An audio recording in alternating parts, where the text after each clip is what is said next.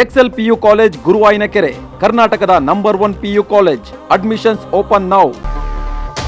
ಇನ್ನು ಬಾಗಲಕೋಟೆ ಬೈ ಎಲೆಕ್ಷನ್ಗೆ ಘಟಾನುಘಟಿಗಳು ಇವತ್ತು ಎಂಟ್ರಿಯನ್ನ ಕೊಡ್ತಾ ಇರುವಂಥದ್ದು. ಮತದಾನಕ್ಕೆ ಕೆಲವೇ ದಿನಗಳು ಬಾಕಿ ಇರುವಂತಹ ಸಂದರ್ಭದಲ್ಲಿ ಎರಡೂ ಪಕ್ಷಗಳಿಂದಲೂ ತಮ್ಮ ತಮ್ಮ ಅಭ್ಯರ್ಥಿಗಳ ಪರ ಮತ ಸೆಳೆಯೋದಕ್ಕೆ ಕಸರತ್ತು ಜೋರಾಗಿ ನಡೀತಾ ಇರುವಂಥದ್ದು.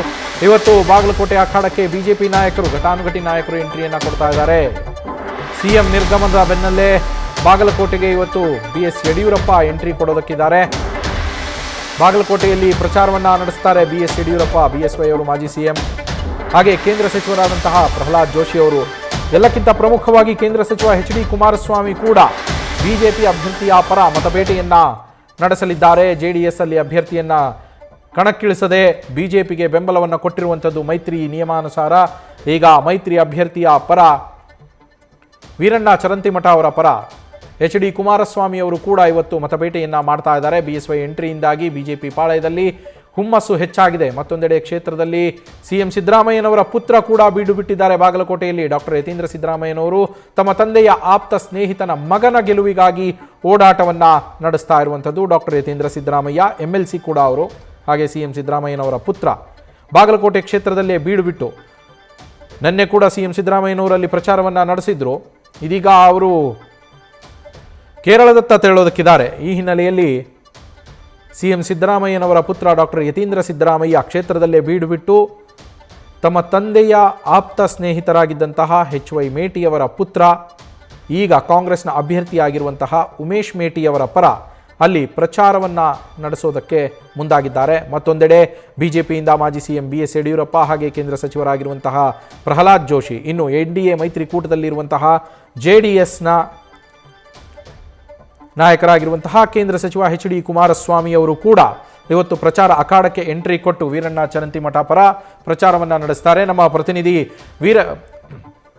ಕೃಷ್ಣ ಹಾದಿಮನಿ ಫೋನ್ ಸಂಪರ್ಕದಲ್ಲಿದ್ದಾರೆ. ಕೃಷ್ಣ, ಬಿಜೆಪಿಯಿಂದ ಹಾಗೆ ಮೈತ್ರಿ ಪಡೆಯಿಂದ ಘಟಾನುಘಟಿ ನಾಯಕರು, ಮತ್ತೊಂದೆಡೆ ಸಿಎಂ ಪುತ್ರ ಯತೀಂದ್ರ ಸಿದ್ದರಾಮಯ್ಯನವರು ಕಾಂಗ್ರೆಸ್ ಅಭ್ಯರ್ಥಿ ಪರ ಯಾವ ರೀತಿಯ ರಣತಂತ್ರವನ್ನ ಹೆಣಿತಾ ಇದ್ದಾರೆ ಅಲ್ಲಿ ಅಂತ ಈಗ ಕೊನೆ ಹಂತಕ್ಕೆ ತಲುಪ್ತಾ ಇದೆ ಪ್ರಚಾರ ಕಾರ್ಯ ಕೂಡ. ಈ ಸಂದರ್ಭದಲ್ಲಿ ಅವರ ರಣತಂತ್ರಗಳು ಯಾವ ರೀತಿ ಇದೆ?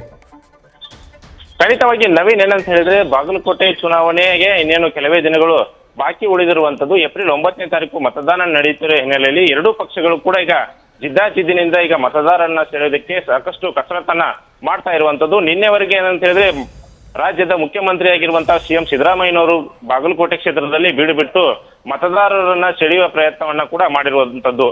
ಅದರಲ್ಲೂ ಪ್ರಮುಖವಾಗಿ ಕೆಲವೊಂದಿಷ್ಟು ಸಮುದಾಯಗಳು ಮತ್ತೆ ಕೆಲವೊಂದಿಷ್ಟು ಸಂಘ ಸಂಸ್ಥೆಗಳ ಪದಾಧಿಕಾರಿಗಳ ಸಭೆಗಳನ್ನ ಮೇಲಿಂದ ಮೇಲೆ ಮಾಡಿ ಅವುಗಳನ್ನು ಕೂಡ ತಮ್ಮತ್ತ ಸೆಳೆಯುವಂತ ಪ್ರಯತ್ನವನ್ನ ಕೂಡ ಸಿಎಂ ಸಿದ್ದರಾಮಯ್ಯನವರು ಕೂಡ ಮಾಡಿರುವಂತದ್ದು. ಇನ್ನ ಸಿಎಂ ಸಿದ್ದರಾಮಯ್ಯನವರು ಕೂಡ ಇವತ್ತು ಅವರ ಪುತ್ರರಾದಂತಹ ಯತೀಂದ್ರ ಸಿದ್ದರಾಮಯ್ಯನವರು ಕೂಡ ಇಲ್ಲಿ ಕ್ಷೇತ್ರದಲ್ಲಿ ಬೀಡು ಬಿಟ್ಟು ತಮ್ಮ ತಂದೆಯ ಆಪ್ತ ಸ್ನೇಹಿತರಾಗಿರುವಂತಹ HY ಮೇಟಿ ಅವರ ಪುತ್ರರನ್ನ ಗೆಲ್ಲಿಸೋದಕ್ಕೆ ತಂದೆಗೆ ಹೆಗಲಾಗಿ ನಿಂತಿರುವಂತದ್ದು ಕಂಡು ಬರ್ತಾ ಇರುವಂತದ್ದು. ಇನ್ನ ಬಿಜೆಪಿ ಪಾಳಯದಲ್ಲಿ ಇವತ್ತು ಬಿಜೆಪಿಯ ರಾಜ ಹುಲಿ ಎಂದೇ ಖ್ಯಾತಿಯಾಗಿರುವಂತಹ BS ಯಡಿಯೂರಪ್ಪನವರಾಗಿರ್ಬೋದು ಮತ್ತು ಕೇಂದ್ರ ಸಚಿವರಾಗಿರುವಂತಹ BS ಯಡಿಯೂರಪ್ಪನವರಾಗಿರ್ಬೋದು ಮತ್ತು ಕೇಂದ್ರ ಸಚಿವರಾದಂತಹ ಪ್ರಹ್ಲಾದ್ ಜೋಶಿ ಅವರಾಗಿರ್ಬೋದು ಮತ್ತೆ ಎಚ್.ಡಿ. ಕುಮಾರಸ್ವಾಮಿ ಅವರು ಕೂಡ ಇವತ್ತು ಬಾಗಲಕೋಟೆ ಕ್ಷೇತ್ರದಲ್ಲಿ ಮತ ಪ್ರಚಾರವನ್ನ ಕೂಡ ನಡೆಸ್ತಾ ಇರುವಂತದ್ದು. ಪ್ರಮುಖವಾಗಿ BS ಯಡಿಯೂರಪ್ಪನವರು ಇಲ್ಲಿ ಬಾಗಲಕೋಟೆ ಮತಕ್ಷೇತ್ರದಲ್ಲಿ ಬಂಜಾರ ಸಮಾಜದ ಮತಗಳನ್ನ ಸೆಳೆಯೋದಕ್ಕೆ ಮುಂದಾಗಿರುವಂತದ್ದು. ಕಳೆದ ಸಾರಿ ಬಿಜೆಪಿಗೆ ಕೈಕೊಟ್ಟಂತ ಬಂಜಾರ ಸಮಾಜದ ಮತಗಳನ್ನ ಈ ಬಾರಿ ಕೈಬಿಟ್ಟು ಹೋಗದಂತೆ ಈಗಾಗಲೇ BS ಯಡಿಯೂರಪ್ಪನವರು ಈಗಾಗಲೇ ಸಭೆಗಳನ್ನ ಮಾಡೋದಕ್ಕೆ ಮುಂದಾಗಿರುವಂತದ್ದು. ಇನ್ನ